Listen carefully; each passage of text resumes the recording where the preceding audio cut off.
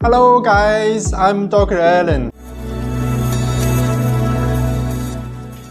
Hello everyone, I really appreciate the organization for inviting me to this amazing event. It's such a pleasure to be here today. I'm Dr. Alan Wang, a plastic surgeon specializing in injection therapy for decades. I'm really excited to share my injection techniques with you today. As you know, Ellanse is the best injectable for boosting new collagen and giving our patients long-lasting results. Today I will be following the global expert injection guidelines. Focus on the principle of single point, small quantity, and fine injections to achieve optimal and natural looking result. I hope you enjoy this demo and find it helpful. Our model today, Helen, is a beautiful 28 years old girl from France. About a year and a half ago, she had some filler in her forehead and around her cheilion. Overall, her face looks great. Only slight adjustment are needed. We can see that her eyes are very big and attractive, but people with larger eyes tend to show aging a bit faster, especially if they smile a lot. As a result, she has some expression lines around her eyes need smoothing. Additionally, her temples are slightly hollow, which is common for those who has thinner face. This hollowing contributes to eye looseness and aged appearance. By injecting Ellanse in this area, it's not only improve the aging of upper face, but also lifting her mid-face and smoothing her nasolabial fold. Her forehead has lost some collagen, leading a sagging of her eyebrow and creating a noticeable concave in the middle of her forehead. Injecting Ellanse here will stimulate new collagen to refill the dentation and lift her eyebrow.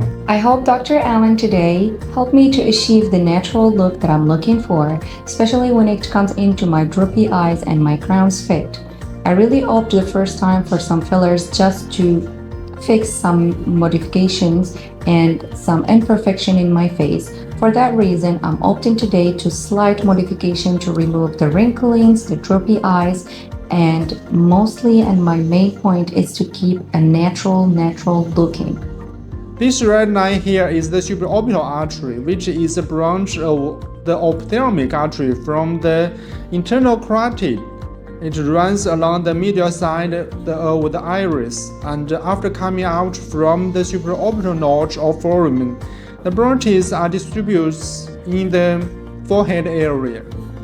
Here is the supratrochlear artery, which is the terminal branch of the ophthalmic artery. It lies right near the inner edge of the orbital rim. When you touch this area, you can actually feel the pulse. When injecting the forehead, it's crucial to avoid both the supratrochlear and the supraorbital arteries, as they connect to the ophthalmic artery. If filler accidentally enters these arteries, there is a risk of causing blindness. After discussing the forehead, let's move on to the temple area.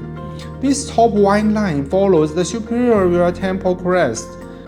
The C-shaped line runs along the lateral orbital rim.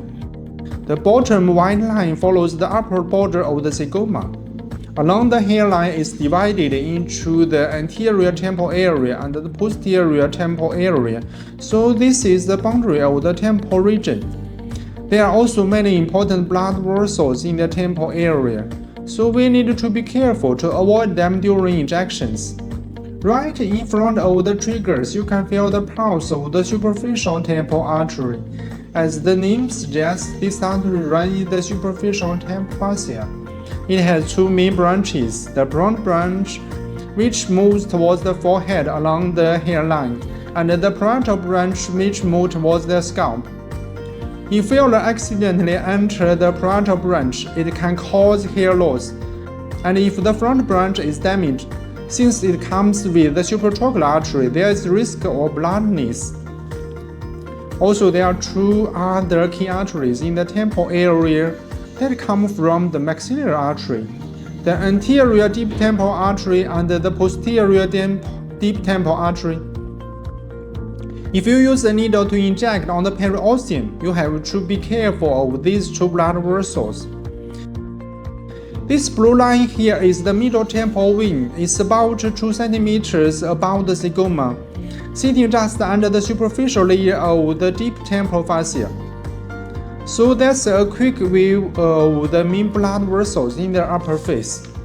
Subscribe to my channel and join me in shaping the future of beauty with painless rejuvenation.